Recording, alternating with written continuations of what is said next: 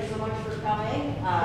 It's great to be alive. It's great to be in the beginning of the summer with some weather that's not totally oppressive. So thank you for coming here to the bookstore as always.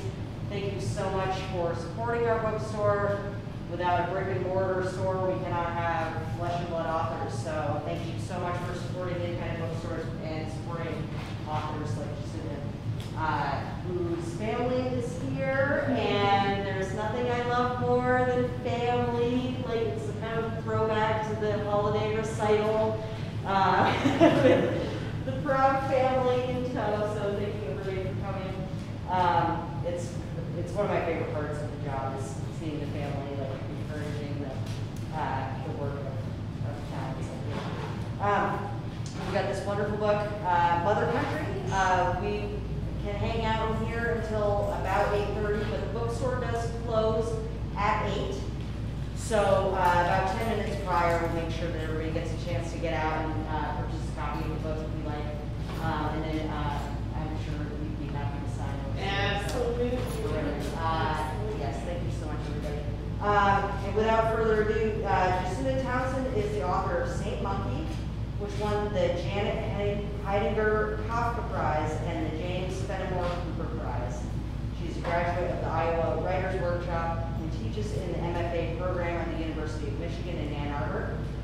And you're from Louisville, is that correct? I'm actually from Bowling Green. I grew up in Bowling Green. Bowling Green. But I have lived here. She says it like she's from there.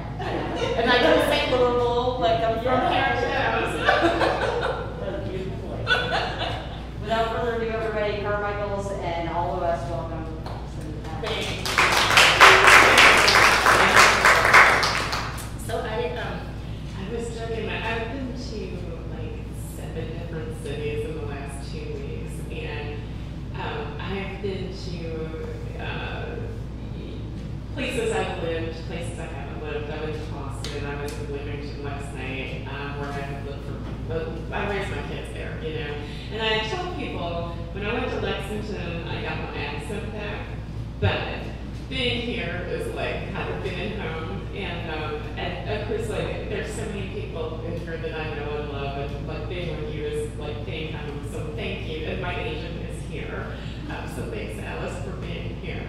And my dad is here, my cousins, my classmates, and all these people that I'm meeting.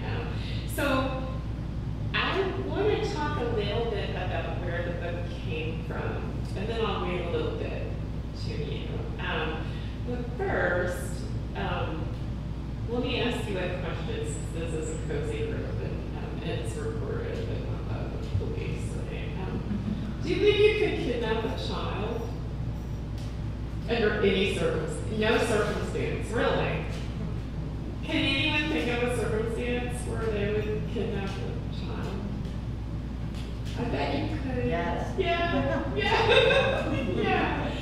So, it's not too much of a spoiler because it happens in the first chapter, but that is what this book is about. This book is about a woman who is American and she's struggling with infertility. She goes to Morocco on a business trip with her husband who like really wants a kid, and she sees a child in the Medina who's unaccompanied seemingly, and she decides she's going to take her and bring her back to the United States. So that's what she does.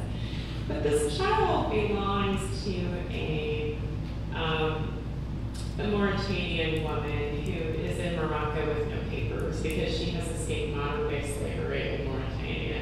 And Morocco is one of these countries that if you, it's hard to get work papers, but then if you don't have them, life is kind of really hellish. You know, they don't treat foreigners well. And it's hard for us to get citizenship. They're like really hard to get citizenship. So that's a lot of what the book is about. Both characters are sort of, one is, they both came out of some personal things. The character of Saria, who is the escaped slave, came from, I took a trip to Mauritania in 2013, and at that time I was doing some work for Al Jazeera, and I was hosted by some anti-slavery activists, one of whom got thrown in prison shortly after I left. But I snuck in on a tourist visa and I went and saw them. they introduced me to a family of escaped slaves. And one thing people don't know is that, or most people don't know, is that 20% of the population of Mauritania is enslaved, and it is like brutal, and it's case-based, so that makes it really hard to escape. Because if you escape, you don't have a job, because if your family is a family of car mechanics, that's what you do for a living, you know. So it's also hard to escape because a lot of people sort of believe that slavery is right, including the slaves themselves. They believe it's the will of Allah.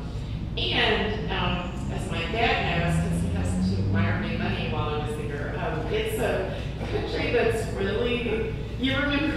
I forgot about it. Yeah, but you don't know why, so now I'm going to tell you why. So it's a really isolated country, and like, there was one ATM, this was 2013, there was one ATM in the whole entire country, and it wasn't working. And their currency is so devalued that I owed 90,000 Ukiah, which is their country. I owed only 90,000 of that, right? So my dad wired me money. I don't think you even knew I was there. And I paid them. But when I went to the bank to get the money, like I had to be chaperoned because I was a woman, and I had to wear full hijab. So it's a very, there's one television station and it's state-owned. So it's a place where there is no exchange of information, you know, so it's really, it's a hard life. So the woman they introduced me to, who became sort of the backbone of Saria's story, is she had escaped slavery with 8 children. The children were doing things like herding camels, which is super hard work, because it's like, you know, it's this horrible desert sun, and they're doing it for savings. And these were like 18-year-old children. Her youngest kid, though, had been born on her way out of the desert. So I got to hold this baby. She's sleeping, oblivious to everything, you know. But she was the first person in that family born free, and I got to hold her and feel this like powerful feeling of like what it's like, you know, when finally one member of your family is born in freedom. And this woman was living on in a tent with these 8 kids on the edge of the capital city. And I asked her, I said, you know, like, what can I do for you? Because I'm just here writing this article that's not even about you. And she was like, just tell my story. So that kind of stuck with me, you know. And then when because at that time, before the pandemic, we would go back to Morocco every other year, sometimes every year.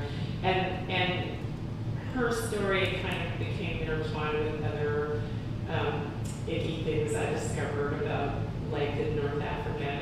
So that became this book. Shannon, however, came out of something equally, like probably way more intense and personal, and that is that when I had both my kids, I thought it would be this like beautiful birth, you know, in a vat of water, and the baby would come out of the woods and talk to me and whatever. And that's not at all how it was. You know, they were both C-sections. One of them was an emergency C-section, and it took me years. It took me an embarrassing number of years to feel like I could be the proper mother, because I felt that I had failed at the critical moment, and then what use was I?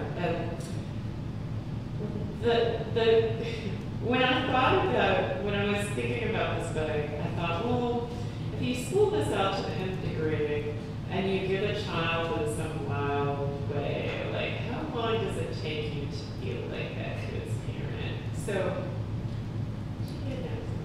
But my publisher says kidnaps. I say borrowed.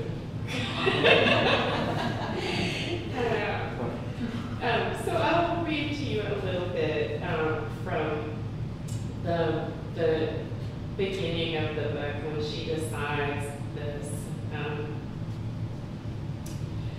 And what, after all, to make of a choice?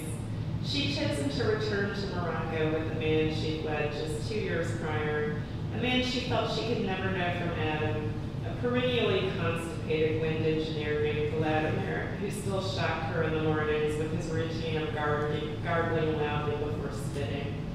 And now here Shannon was in calm, cool Aswira, that flat boy of Moroccan cities, with all the riads, all the hotels, all the municipal buildings painted blue and white to mirror the water and sand opening out into the Atlantic.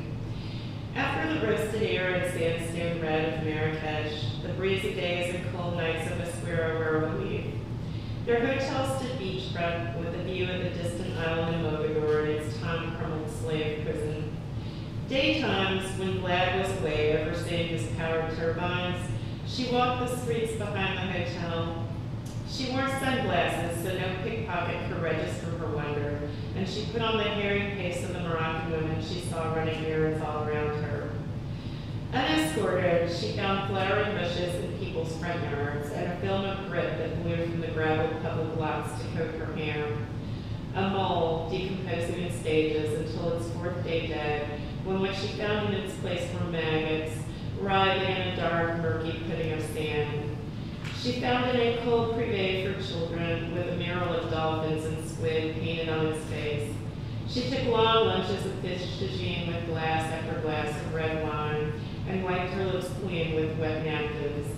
The waiters exercised patience with her French, and everywhere rode the persistent sound of wind howling through the door cracks like lost souls. So I'll skip ahead to the actual kidnapping. And so Vlad was high, I'm sorry, borrowing. And so Vlad was high up in the hills of Diabat with his surveys, and she was riding down the main street in a petite blue taxi that seemed to be held together by one metal bar bolted to the inside of both front doors. She could feel the axle turning under her very feet. Yeah, she thought, what a country. It was raining, so she walked through the covered part of Medina, passing stall after stall of dried leaves and herbal cures. They were stuffed in bushel baskets with 3x5 cardboard signs explaining their uses.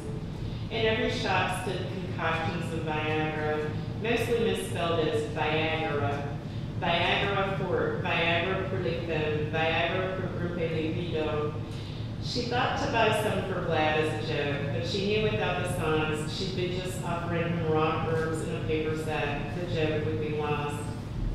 She was walking past the fabric store, eyeing a yard of purple cloth with gold thread running through, when she saw her, a little girl of about 3, in blue jeans and a powder pink spring jacket.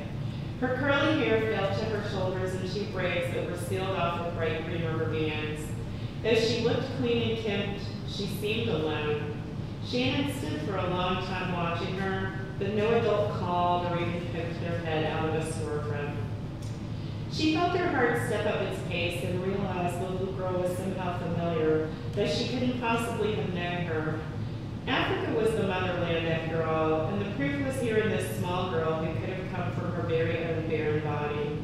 Shannon felt she was peering across Tom when she asked, "Qu'est-ce que tu t'appelles?" The girl backed up to stand against the wall of the soup, refusing her any information, and Shannon wanted to believe it was because she didn't speak French. So many Moroccans did not, and so she asked in the small bit of dialect she gathered, "Asmitek?" But still, the child denied her. She turned her body into the brick wall until she was facing it. When she turned back, coyly, Shannon waved. "It's okay," she said in English. "I'm just wanting to say hello." She watched as the girl turned first one foot and then the other sideways in infant bashfulness.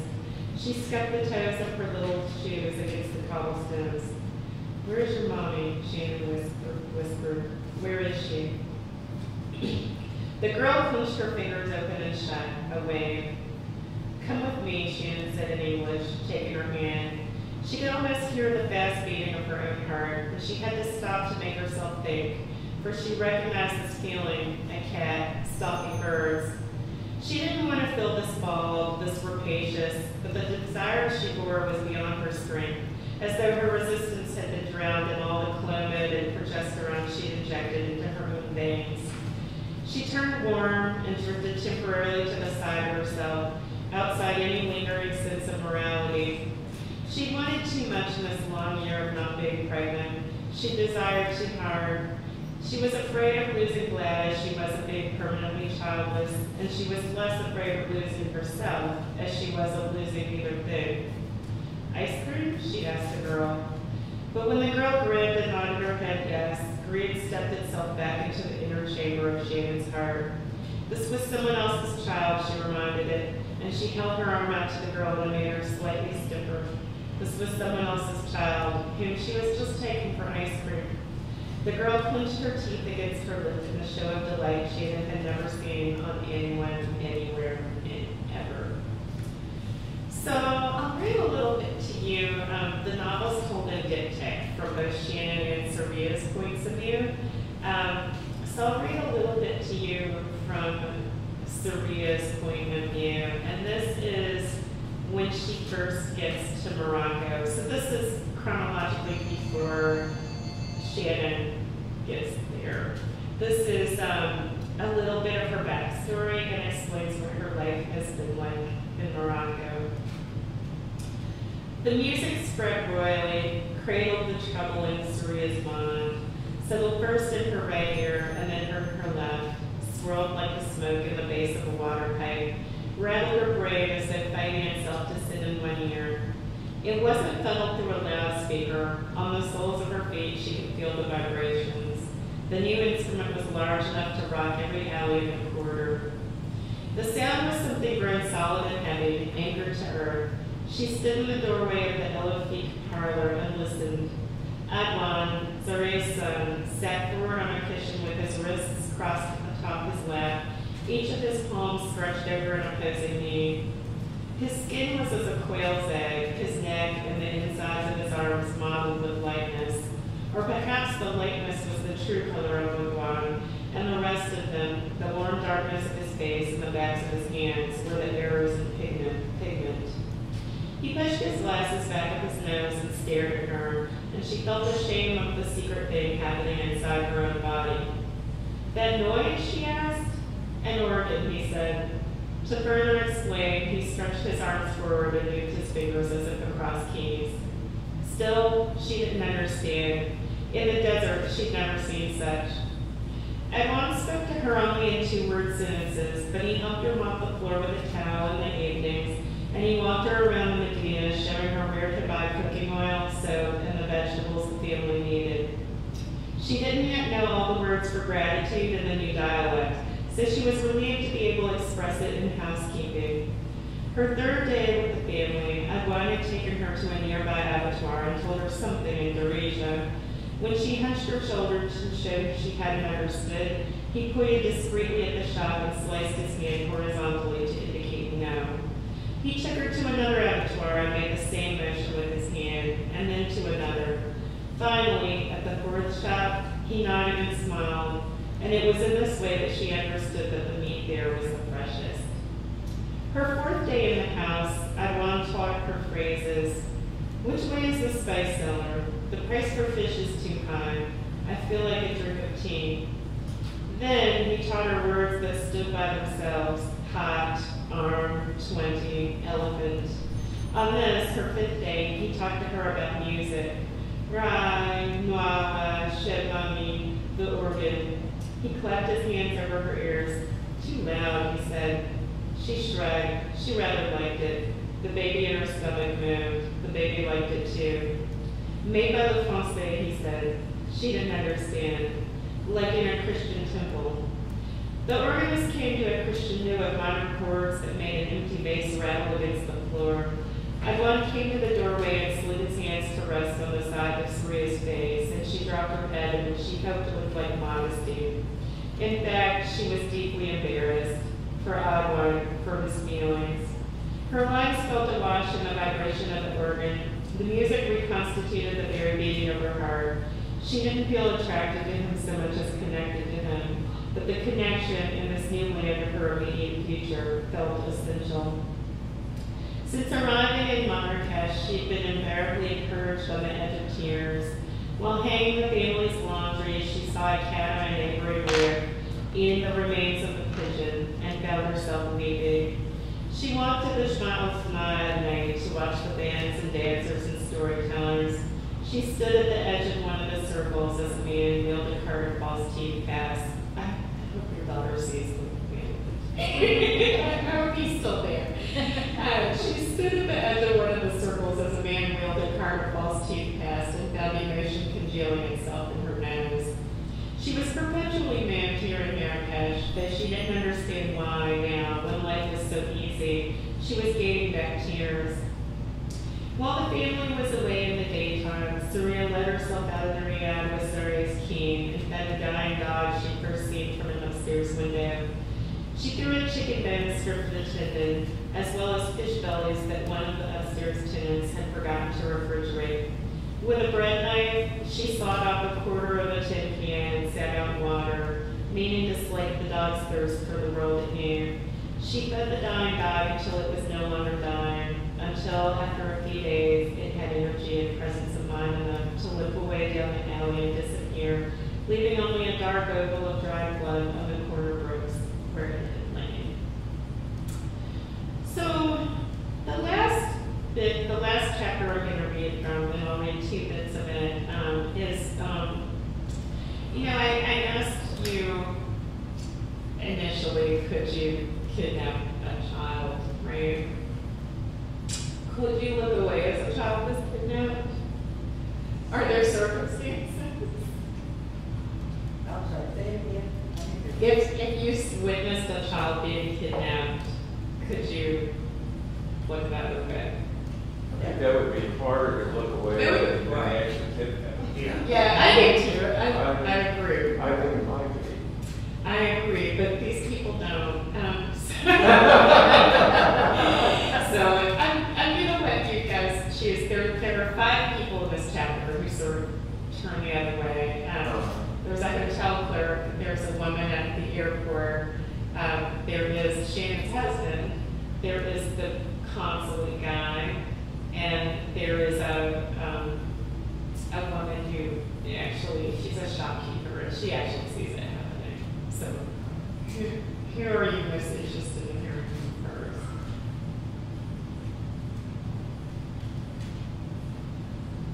I think the shopkeeper. Okay. I mean, she saw the actual Yeah. crime itself happen. Okay, I'll read you her, that first part, and she's the first. You didn't grieve your son's death, not for 1 full year, because you didn't realize he was dead. You went to the burial, you tucked your head into your husband's shoulder and wept, but it wasn't a weeping for the loss of your son, because at any moment your son was going to come running back through the front door of your house saying, "Mommy, I want a drink of water." You were weeping because of the hysteria all around you. You were weeping because the wind cut so cold against your chest. You were weeping because of the words of the imam sounded so crisp and insensitive against the wailing of your own mother.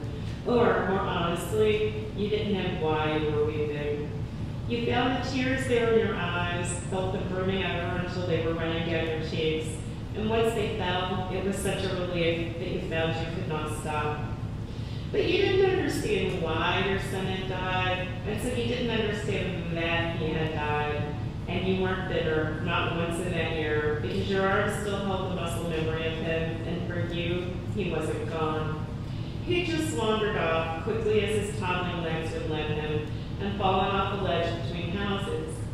And you didn't know either how he'd even climbed up there, which made it improbable that the fall and then the death had actually happened. But in some other plane of existence he fell, and he made enough of a fuss that when you went out to the side yard and scooped him up, he stopped crying as soon as you did, and in any case there were no tears, but just to be safe, you closed the front door and asked him to play in the living room. He bounced his little blue ball for half an hour, then you heard something fall, and you knew something terrible had just happened, but you finished scouring the cot anyway. And by the time you got to the living room, he was shaking in seizures, and then there was screaming, telephoning, hurrying, pouting, running, shaking, voices and more screaming. And then the emergency crew was carrying him away with his sheet over his sweet little angel's face. And they were telling you how sorry they were, but you were telling them that nothing had happened, and they need not be sorry. You were screaming it at them, only it turned out you were screaming it in your own head, and no one was hearing. And they were all just looking at you lying on your own sofa, a speechless woman whose high olive skin had bleached all the way to white. And then the young girl showed up one day at Nasser's shop with a child exactly the same size as your son, who was frozen in time now at the age of 27 months. The young woman showed up again the next day, and the day after that. She'd come there to work, and you thought it was Allah trying in his gentle way to either chide you or heal you, and you couldn't decide which, but you badly wanted the healing. And so when you noticed that the little girl alternated between two outfits all week, you gave this young mother your son's clothes. When you saw that the little girl seemed hungry and thirsty, you gave her food, money to go buy orange juice. Our shop's not so busy. I'll keep an eye out for her, you told the young mother, because Allah had already worked on your heart to such a degree that you wanted this young mother to have the happy ending you didn't. And when finally the fiddlers started showing up in Nasser's shop to talk to this young mother and sometimes bring her a kebab and some chips or a single rose from a flower seller, you were overjoyed. This woman had seen trouble, you could tell, and she deserved this.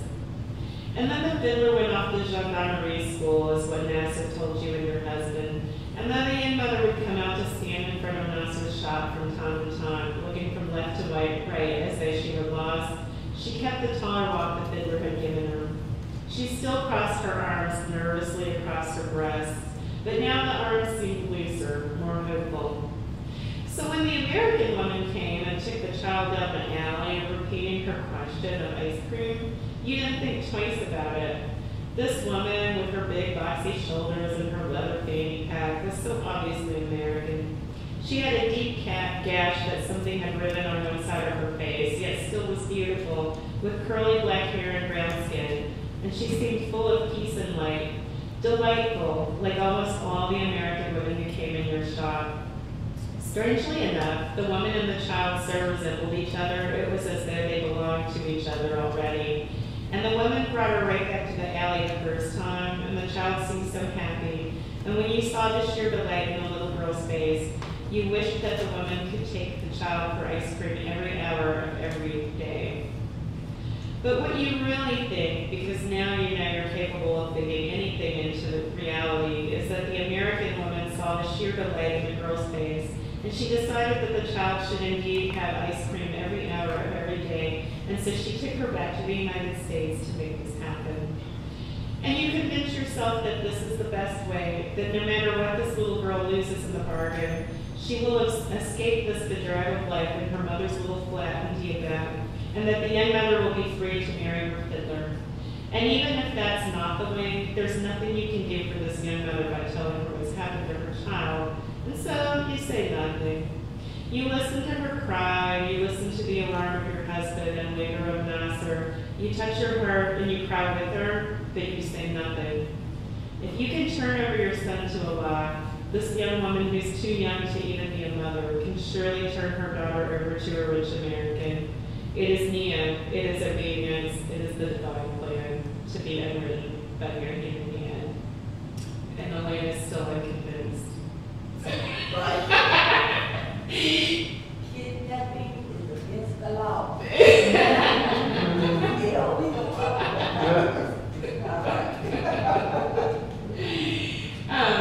So the second, well, no, I'm gonna let you guys pick the second voice. The airport. The who? The airport. That was an airport woman. Thank you. Nobody's picked her. Love this one. Okay, Fatimata Larbi. You were thinking of your dead husband when you heard the child pleading to go back to her mother. You understood what she was saying, but the man and the woman sitting in the flight lounge with her did not. You saw it, because the woman just kept smiling and patting her curls at the wrong moments of the child's words, and that just made the child cry harder. The man and the woman were Moroccan. You determined this from the bulkiness of their bodies, and so you took your cleaning cart closer to see if you might help the child translate. My mother will cry, she was saying, but it didn't make sense because the way the woman was so calm when she took the girl on her lap and gave her a sip of orange juice, you figured she was some kind of relative, maybe an American auntie taking her for the vacation of a lifetime. A woman in full niqab sat up next to them, and she too had noticed. You could see it through the holes in her hike, her eyes shifting in suspicion. You always wondered what made these women take the extra step of wearing the hike, what terrible thing they'd done that made their men mistrust them, or what awful Courvoisier stain they had on one cheek, what hooked kind of aggressive nose. You pushed your cleaning cart alongside the line of 8 Jews ready to board. One was so pale and European that his side locks didn't curl, but hung sadly down to his shoulders, little tails. One was very cute, dark-skinned like a real Moroccan, and you had the terrible urge to touch him as you passed, to brush your hip next to his, so that he'd have to go wash your female off of himself, to maybe make him miss his flight so that he'd have to remain in this country with the so many people he resembled. But if you thought about it, he belonged here, you were thinking, and well, if you really looked at them, so did the American man and woman. Definitely Moroccans by some degree of descent, at least their grandmothers, if not their parents. And anyway, your husband had died because you lived in the wall of Marrakesh, in its very Medina wall, with a tin roof and the brush of trees over your heads. And in the spring, when the rains came and the floor under your feet muddy, your husband caught a terrible something and could not stop pooping until he was pooping blood, and in the next 2 days he'd simply died, his eyes facing your tin roof, sweat glistening on his forehead even as his hands grew cold. And you buried him there where you lived, not even 20 paces away, because really anyone could belong anywhere, and we all of us would belong back to the earth at the end. And if anyone could belong anywhere, why was this little girl crying?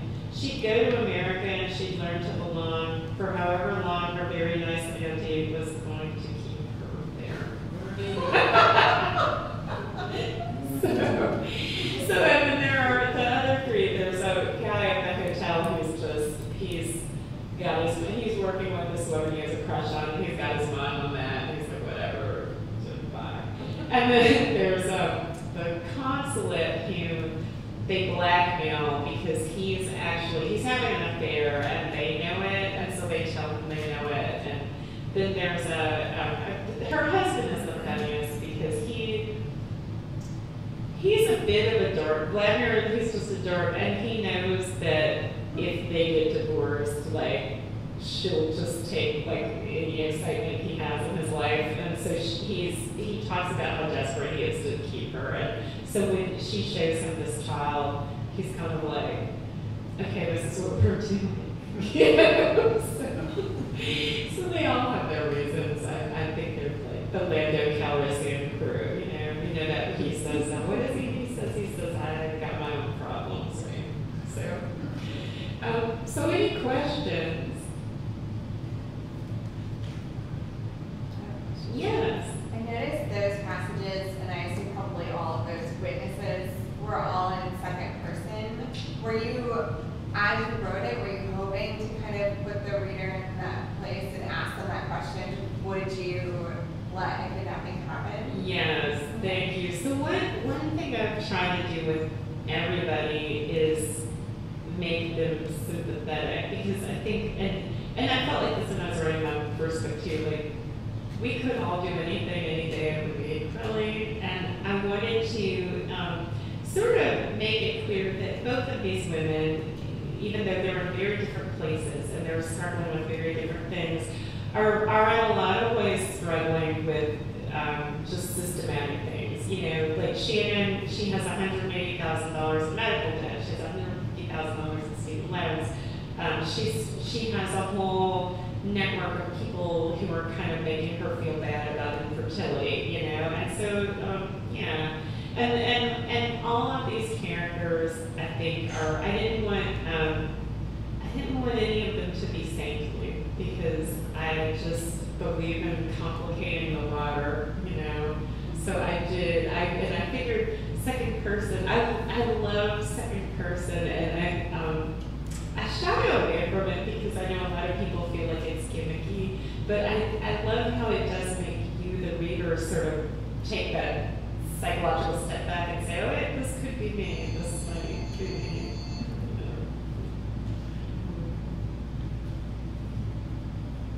Any other questions? Yeah, Connor. What sort of like research, and what did your research process look like for writing this book? Yeah, that's a good question. And so with both of my books involved a lot of research. This was different. The first one, I had kind of a few layers. One was I interviewed people people, because it was set in the 50s, so I interviewed a lot of people who had been that age at that time. I actually went to the Apollo one day and met with a guy who had been 11 years old in 1957 when this was going on, and he told me all these little details about the Apollo, so that was one layer, and I love that layer because I learned just so much about the world. Like, the most interesting thing I got from interviewing that set of people is that this woman told me that when color television first came into widespread use, they began to think of the world differently because it was like suddenly things they had thought of as being in black and white, like the desert, became like real to them, and so it's like technology sort of informed like the mind. And then for that model also, I did a lot of, like, I checked out magazines from that era, and I checked out, and then the other layer was just, I didn't know much about the music industry in the 50s, so I had to just read. But that like changed the whole plot of my second draft, is that I learned about how musicians really got robbed in the 50s, as they still do. But for this one, it was, there was a lot of, I interviewed a lot of people. I interviewed people from a really wide range of kind of walks of life, A good part of the research was just kind of living in Morocco. And so I was really lucky because there were some summers that I would be there almost the whole 2 months. And I was also lucky because Morocco is a little bit like an abusive spouse in that every, 2 days are going to be terrible and challenging, and then that third day is like miraculous and magic. But, there was a time, my kids always tell people that they're like, we were homeless in Morocco, and what they mean is they were homeless for 2 hours because we rented this Verbo, but there were reasons. It just was not going to work out. So we went to the train station, and there was our leasing office there, and we found a place. It turned out the place, and we ended up staying there for 5 weeks because I was just like, I'm not moving again, But it was a place where when I woke up in the morning, I could hear like prostitutes and what they were saying. But that became a huge part of the book, actually, because she ends up having to work in the sex trade. She doesn't papers. So I was kind of lucky that all of those experiences and all that interviewing kind of turned into the plot of the book. I also read, because I could only get a martini one time, so I read a lot of books about the handicaps of slavery, and it's incredibly brutal, So for this research was it was way more fun, and it was a little more accessible to me because this is everything that it's kind of astonishing to me sometimes to think about that everything that is happening in this book is still happening. All that slavery, all that xenophobia, all everything, even shaming women in this country because they can't have children. That's all still. So it was easier research. Thank you. What were some of the other? Oh, I'm sorry. I was just curious about what were some of the other elements of the time chronology that you had to research to fit into the story, like other than music industry, like what were some other? Oh, in the first book? Yeah. Oh gosh, everything. I think you were saying student debt, medical debt, right? That's that's huge still thing right now. everything's still a thing. Yeah. Oh, so what I did was, and I got the best advice before I started writing the book. This mentor of mine named Jacinda Townsend said, just write it and then figure out whether there would have been a toilet in the, So I did. I just wrote it, and then just literally every page was stuff like, what year did Bullwinkle and Rocky really begin? Or like, how did this work? How a lot of the most kind of intense research I remember doing was about the Chitlin Circuit in North Carolina.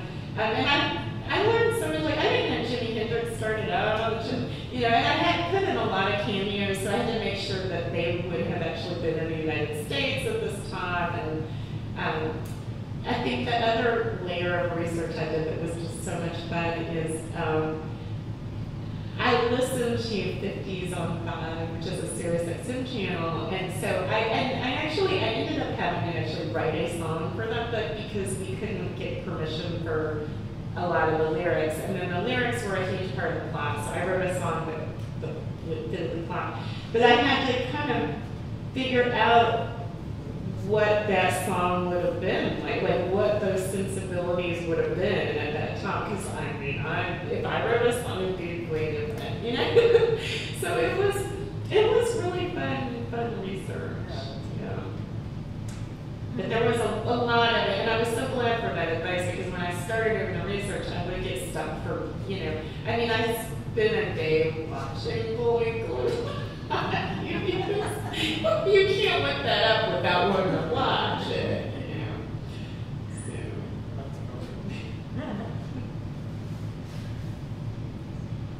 I'm just wondering, do you have a favorite character out of the 2 books that you've written? And if so, why are they the favorite character? Such a good question. Oh my gosh. Actually, it's none of the main characters, and I love that you asked this question because now I get to talk about somebody who didn't make it. So in my first book, in the chapter that's based in Biloxi, which that's the only part of the book that's based in reality because my dad was stationed there at one time. There's this prostitute who she kind of shows up in the book, but in its previous version, before it went to editorial, she was a major character. And she was so saucy and she was so fun, and she turned out to be she had been a big huge part of the plot because she got this guy to like leave base when he wouldn't leave base. So she was my favorite, and I was so sad that I ended up cutting about 120 pages in that book, so she had to go. I actually did an interview with Shannon for this really fun website. It's called Women Writers, Women's Books. And it was really fun. So I was interviewing her as me, but it was funny meeting her in that context, you know, like meeting her as someone who was just an objective observer of her in a coffee shop, and like she walks in kind of smelling of weed and all that. So, and that's one thing I haven't talked about as a cover. So, and I think some of you know this. I think Mark and Shelley, you may know that it used to be called Kith. So people are like, what is, and that's why it's no longer called Kith, because my publisher felt like nobody knew what Kith was. But Kith is, and if your daughter goes to Chef Challenge, she might find this out. So Kith is some really high-powered Moroccan weed that is grown only in that region, right? And it's a major part of the plot because Shannon is looking for it constantly. And at one point I felt like she was just a little too much like me. So I was like, what can I do to stop that? And so I gave her the speed habit, and that just changed everything. So that's why the cover is as it is. Yes. Was there any particular emotions or anything that you got in writing this based on your experience? You've been in Morocco several times, you've seen a lot of things down there. Yeah, but one of them, it was kind of healing to write about somebody trying to decide whether they were a proper parent or not. And I think like what I got out of the process, because by the end of the first draft, I felt like that thing in my head had healed. And I thought, you know, we focus on this moment of birth as if that just determines everything. And I think, you know, a lot of women, while they're pregnant, that's the story you get, is that, oh, God, I'm so worried about this, you know. And it's all the things you do after that make you a parent. It's like, you know, going to the PTA meeting, it's getting up in the middle of the night, it's, you know, just telling them you love them, it's like all those things, you know. And so when I wrote this really imperfect mom, and with that too, I thought, you know, it's like there's this there's this thing that I think is pushed on mothers and parents in general that, you know, you're aiming for perfection and you have to do this, and like, she's not even trying. I mean, it's really not even trying. But in some ways, it's like that's the reality. You know, parenthood is a great job, right? And so it was very healing to write this. It was like watching Britney Spears give her kids Mountain Dew. It was really healing. Well, if anybody has any more questions, I'd love to hear them. We are going to close the store in about 10 minutes, so. Okay, so that's time. How about? I would be delighted. Everybody, thank you so much for coming. Thank you for your great questions. Anybody who wasn't here in person isn't going to hear the discussion we have as we join together for the next half an hour. So thanks everybody for coming. Feel free to hang out for the next half an hour. We're delighted to have you here. Thank you so much. And Jacinda, congratulations on a wonderful life.